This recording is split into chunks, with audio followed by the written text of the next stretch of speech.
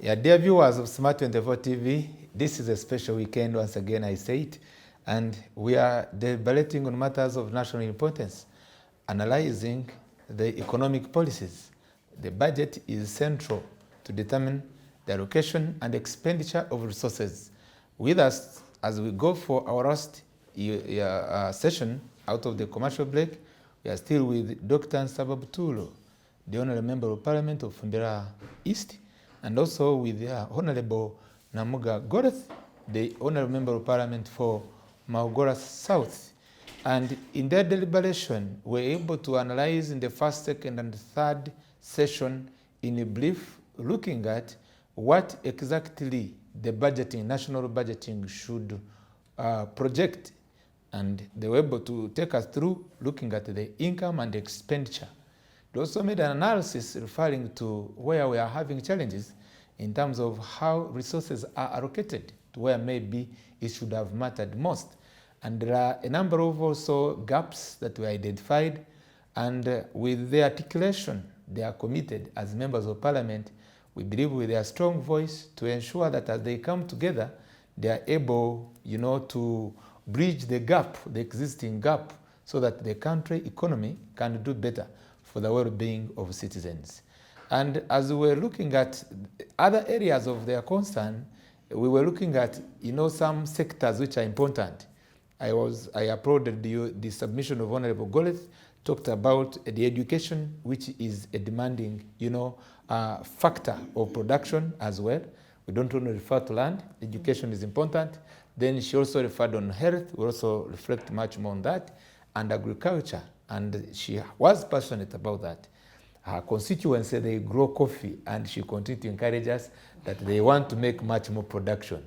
And for Honorable Dr. Nsababuturo is very much proud, positively, for Kisoro, which is a center of tourism. And we'll be looking at whether, in our last session, those areas of intervention, the natural resources beyond land, minerals, what can we do to build a strong economic base that is not going to continue growing or walking, but we run? It is possible. We hear, of course, there are some people who are now want to declare ourselves that we are now middle income status. Yet we are having other reports that are saying that our poverty rate seems to have increased, and that projection was made since the time of COVID. We must remain honest if we want to develop as a country. So now going forward, the strong areas that we can deliberate maybe through legislation and the commitment of citizens there, where we identify potential and we strengthen our capacity. Natural resources we have, which would have declared us as a wealthier nation. We are talking about gold. We've not known how best we can, go into this gold. The statement of the president was clear. We are looking at the oil, yet the projection of how oil will substitute, will be a solution to not to borrow much and have much. Not to borrow much, but yet we are earning much. And so forth. Kindly, let's go back to you, Honorable Goreth. You will have whether 5 to 10 minutes, and also the Honorable Doctor will come in. So I was so passionate about agriculture because where we are going, we may see a reduction in food production. And this brings in a lot of insecurity. So government must put much emphasis on agriculture passionately, So the parish development model, we are, by the way, as leaders, we are going to seriously, keenly follow it up to ensure that the taxpayers' money is not wasted in that. You are talking about natural resources. This is one of the areas that is underutilized. And fun enough, in the very budget that is coming next financial, actually, natural resources had 223 billion. And our question was, if we want to exploit this, shall we be able to do something with this very little money? And because when you talk about natural resources, the president was looking at, not only the president, but when you look at the Charter of Fiscal Responsibility, we are looking at import, export substitution. And the reason as to why we are suffering the escalating prices of common commodities is because of import of raw materials. So what happens if we can have our own raw materials in our country, in this our country? So natural resources is one of the areas where we should passionately invest as a country. But government seem not to be, they seem to bother, but the way it is handled, one may question, oh, really gold is one of something that is earning us money. But when you look at the coffers of, the consolidated fund, how much are we generating from gold? Iron ore, you were asking, how much are we getting from our own iron ore? So I think we need to keenly look at natural resources in the line, for example, of building capacity of raw materials. And for this, if you look at natural resources, this is one way that can create more employment for the youth. This can reduce underemployment. We can at least reasonably approach this monster of unemployment. You see? But I wanted Doctor to chip in on issues of areas, tax areas. It was, we were giving in an alternative of the budget from work paper, and we indicated that government had areas of 439 billion, when its own agencies, the Ministry of Finance, several ministries, departments, they default on taxes. So what picture does it give to a common Ugandan? Government, you want us to give taxes, but our own government, cannot pay taxes. Then the other issue was about areas to our people. Government has areas of 4.1 trillion. Those validated were close to 1.9 trillion. Well, then we're asking, why do you delay to validate? But among those where really was so concerned was the 75 billion on supplies. The suppliers are our people, the Ugandans who borrow money from banks at a very high interest rate, supply government, but government defaults. Somebody tells you 5 years I supplied government, to date I'm not paid. The pensioners gratuity. People work diligently for government, you refuse to pay them. And when you look at a commitment, actually government has committed, I think, for the next 5 years to keep paying close to 500-something billion on areas. But still this is too much. When we are looking at the budget for next financial year, it was under UCDA, where there were areas of 19 billion. For this, I looked at this common man in Maogola who has a nursery bed, who supplied seedlings to UCDA to distribute under the NADS, under the Bonabagagawale. But I mean, this person is not yet paid. And government tells us, monetization of the economy, we are bringing the parish development model. What plans do you have to pay these Ugandans who gave you goods and services? Then the other thing is about discretional exemptions. We had the penalty case. We are about to lose a lot of revenue, much as we motivate investors. But should we go that far to even anticipate future taxes and you exempt? So we should look at all those options, because whenever we weaken the revenue base, either that is equivalent to depleting the economy of this country. Then get back to contingent liabilities. Why do we have these discretional incentives to a few of those Ugandans? And by the way, they are given to the rich. I have a list of those, so many companies that benefited from that. Lastly, a feasibility study on projects that are undertaken by government. Doctor, this was in the budget framework paper, and we gave an alternative where 17 projects. 17. Yes, 17 projects, which were the figure was close to 4 trillion, and they were started. Some money was paid. There were contractual obligations, but government stopped them because they looked to be, they are risky. After that huge investment, you now say, hold on, please. This may not be a good deal. You end up cancelling. All that is wastage. So these are the things that we are talking about, no matter the party I come from. Because, I also want to have this country that I will take on, when the economy is at least self-sustainable. So, Doctor, I want you to give us some highlight of why are we seeing all this? Because we know we have economists. We have people who sit down to do proper planning for this country. But why do we find all these, may I call them anomalies? Yes, the government can have shortfalls in the budget. That is somehow expected. That can come at a time. And it made it worse when the president was giving his address. Do you know what he said? Among the bills that we shall have as a plan, the president said we shall have supplementary bills. He said we shall have a corrigenda. So if you start planning for supplementary, how do we start? Because that on the onset, that shows that we anticipate A shortfall, we anticipate something in the future. You cannot plan to have supplementaries.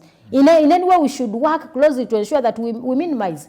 The other thing was a corrigenda. You know, a corrigenda is a correction in the budget. How do we cannot plan to have those. Okay, those can come on board. But as like if you're good planners, really, how can you start telling people that among the 60 bills that we are yet to have as a way of, you know, as a way of ensuring that the economy is, we shall have a supplementary bills, we shall have a corrigenda.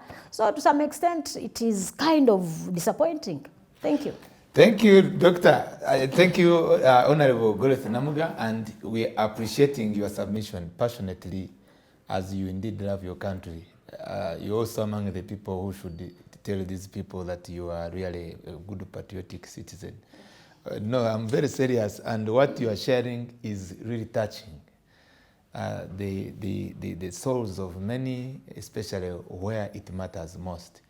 And I believe, Honorable Dr. Nsawabuturo, you are very happy that by having alongside of you, Honorable Namuga, and you, as you said, we leave all the other kind of political inclination, we move forward, we can have reasonable reforms. She was passionate on a matter that you need maybe to come in, and in your seniority and possibly as also a fellow legislator, why it remains like this. We are not the master of this knowledge. They are economists, they are national planners, they are the economic advisors. Everything is there. The whole system is fully fledged and funded. Who should do what? But to take the responsiveness of acting, it remains difficult. Where should we run to? Maybe do you have some highlight of some idea of what should be done best? My view is that we, as a country, in short supply of men and women who love this country. The moment you love your country, there are things you don't allow. There are things you don't do. So there is a shortage of those men and women who truly love their country. She has made reference to losses which are being made. And the temptation for me is to believe that this is deliberate. Why should you borrow money and you don't utilize it, meanwhile you are paying interest? That is treachery. That is not acceptable because you are causing the country to bleed. You borrow money intended for some very important work, but you don't utilize that money. Meanwhile, interest is building up. And so you end up paying interest. There is nothing to show for that money. So you are talking about a shortage of men and women who truly love this country. I have a proposal to make. Is it possible, counting down previously this parliament of Uganda, it has incidents where they actively engaged in punitive actions, and which included censuring ministers, censuring whosoever is responsible, others, whether, actions taken. Look at, of course, through the Public Accountability Committee, these used to be serious committees. And by having you in Parliament, and to have also some energetic MPs who have joined you, is another blessing. Don't you think you need to caucus beyond political parties and you be the drive for punitive actions against these corruption tendencies that will cause cut to the politicians and the civil servants? Would you promise us, the viewers, that it is possible? Because the whole thing, as I'm aware of the politics of our country, it normally goes to the hiding of saying, I'm NRM, I'm so forth. But yet I'm hearing from you, you are a well-intentioned citizen, a senior member of the NRM. And it has ever happened. Other countries which have done it, the countries we refer to, the Asian tigers, they deliberately said, now it's not about the president. We are going now to pass this resolution. Whether you belong to whatever party, we don't want to know. When we get you up and the censure motion has evidence, you are gone. Don't tell us you are NRM, don't tell us you are whatever party. Is there a caucus through the wisdom and prayerfully which you can create that is beyond that is beyond political inclination, and you deal with this monster corruption. In China, the way they have fought corruption is the way I would want to see happening here in our land. If not that, something that approximates to what the Chinese do. They shoot them. Mm-hmm. It's simple. Mm-hmm. You are denying this country to get medicine. It's simple. So you are an enemy. You are equal to murderer. You get 70 billion or trillion, 1 trillion, which is supposed to be taken to Favour, and the minister, can you imagine? A minister appeared before a parliamentary committee and asking that they add the person, a contractor, who failed to construct Favour. So the issue of patriotism is in short supply. Yes, sir. The issue of love of your country, the issue of saying, oh my God, we are behind other nations that have less than we have. We should catch up with them. We are in short supply of officials that have that kind of mindset. That's number one. And so that's a priority to ensure that we have these men, and forget about where they come from. If they come from whatever, you bring them on board because they are going to help you achieve what we are failing to achieve. So that issue of corruption, the issue of absence of men and women who truly love this country. Is it possible to unite yourselves there? It is possible. Okay, thank you. I have found it amazing that across the floor, there are men and women there with fantastic ideas. And so we clearly, under our umbrella of a parliamentary forum of ethics and integrity, are trying to knit things together to come up with a team that truly would want to be bold, would want to be honest, would want to be careful, respectfully, and so on, but yet promote interests of this country. You will be opposed. We've reached that point where those with integrity are fought ferociously by those that don't have. They have a network, they work fast, they're positioned very well, they move fast. So now you can also move fast. I pray if I was with you, but all the time I'm joining. By the grace of God. We also have a forum on public finance management, and we've created a forum on public finance management, and want to start handling some of these issues passionately. So that we need that. That's promising. So I'm hoping the budget coming will put emphasis on those sectors that clearly give you revenue within the shortest time. You can rate them and maybe make an emphasis. And then once the revenue is available, then attend to these others which are equally vital. Yes, sir. My colleague talked about education, talked about health. They are vital. But you need money, you need revenue, you need resources to ensure that you upgrade the standards we have today. Yes. So areas like tourism, or areas like agriculture, they generate a lot of revenue within the shortest time possible. Clearly, don't forget ICT, because ICT as a country which is modernizing, we need to move fast in that area. We need to really invest in regional integration. And the market of DRC, my God, it's just waiting for us to reap from. But are we ready? I can see government has made a few visits to Kinshasa and so on, but we really want to see government supporting individuals who are entrepreneurs. I want to raise a concern. You've talked about the East African, and Honorable, you may also maybe you'll be able to make an input, because we spend a lot in the first of all, the politics of East African community, which takes us to East African, integration, dream, because it is not yet realized. As you inspire us that we are having opportunities in DRC, there's a concern by Ugandans whether it is ideal for Uganda to continue, especially read it from this the response from the opposition to the budget framework paper. It was a concern raised from the office of the opposition. Is it worth of it to remain spending 249 billion per day on the UPDF presence in Democratic Republic of Congo. Because the situation, they normally say we don't talk about security issues, but they are not, security is not an island. It's to know that we have how many UPDF who have gone there, what are they doing. That assessment can be provided, even if it requires an independent body. Is it worth for us to remain paying 249 billion for the presence of UPDF in DRC? That's number one. The number two concern is, whereas we are very happy for the integration that we are talking about the East African community, the 7 states now on board, but there seems to remain an operation of conspiracy states, yet which are saying they're integrating. And all of us we are observing and we are not happy. Because you hear the DRC, the Democratic Republic of Congo, is still believing that the one who is funding the M23 is the president, is the government of Rwanda.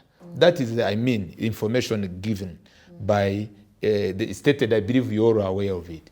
And in the process, the good thing you come from Kisoro, you have seen this dilemma where the refugee challenge of the Congolese flooding in Kisoro, which might be inconveniencing your fellow citizens very much. And we go back to the issue of security, which centers on security. Of where up today, since 1999, we've not had an integrated security force that can respond to the security challenges that countries are facing. Are you looking at, much as we added on DRC and spending even money, and even the budget, I believe it is there, to the East African community integration, making a way head on, or we go forward, we go backward? Kindly give us your input, and also kindly. I can say for sure, and having surveyed the political landscape of the region, that President Museveni is way ahead of many of his colleagues in terms of the vision he wants to see for this region, that should ultimately give us leverage and great opportunity to prosper. He's way ahead. And therefore, his decision to invest in the infrastructure building in DRC is absolutely spot on. The point is, it would open up, by the way, Uganda is, unlike Kenya, Tanzania, has a great opportunity to benefit from DRC's entry into the community, provided we make sure that those constraints we were referring to don't continue to exist. We have a great chance. Whether that will happen or not, we don't know. But absolutely so. Now, the investment by the president in the infrastructure is completely wisdom par excellence. Thank you. In other words, it should not be a question of how much we are spending now. It's a question of how much we shall get out once this infrastructure Would you make your last recommendation as we end our program? Mine really have a strong economic base that will take us on here without suffering. I think what we need as a country is to stop this nonsense of being divided. We've got to have one mind on what we want as a country, and we should do that sooner than later. Thank you, Doctor. It has been a pleasure to be with you. Please come again when I humbly give you my short WhatsApp, please. I appreciate you always. Honorable Namugagoreth, you can also give your input and you make your last recommendation in 2 minutes. The East African community, for the last week I was away, we are in Arusha for the same. The fact is, this has been politicized. It's more political than economy. That's why we are suffering. You'll see the maize of Uganda rejected in Kenya, not because it is too bad, because Kenya is protecting something. The eggs in Tanzania, Uganda should not have the eggs. We are suffering with sugar here, with the surplus. I mean, Kenya has a shortage of sugar, and equally so in Tanzania. So I think we should look at a broader picture of the East African community than, politics. The other thing is, I want to inform the viewers that all other countries have defaulted on payment of their fees to the East African community. It's only Uganda. It's only Uganda that is paying. So we are funding all these others. So do they love the integration, or they are there for a sake? Lastly, we should adopt what we call a multi-sectoral approach. This is one of those that will help us to reduce on the administrative costs in some of these agencies. There is a lot of duplication. If I go beyond that, I think a multi-sectoral approach, we want a productive population, but as government, I really implore the executive to differentiate between two of these things. When do we talk as government and when do you speak as NRM? Every time NRM beyond government. The NRM government under President Museveni must know that government for the Republic of Uganda is for all of us. Let them differentiate between Chadondo and State House of the people of Uganda. Really, it calls for exemplary leadership.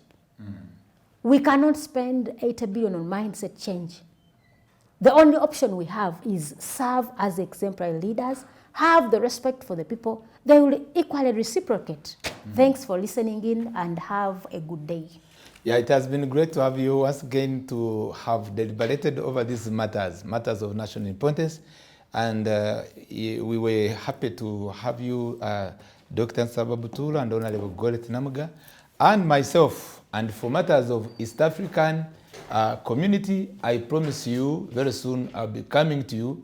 I'm one of the people who want to be sent by you members of parliament to the East African Legislative Assembly. And I think issues of denying us to sell our coffee, our cotton, and our maize basically, we will be able to see how we deliberate on that. But it's a pleasure above all, dear guests, and also the viewers, to have had this program and for the time invested to speak to you and also to send your ideas via the Twitter.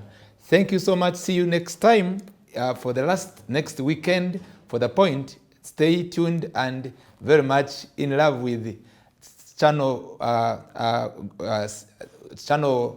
Go TV, channel 394, and which is on Smart 24 TV. God bless you.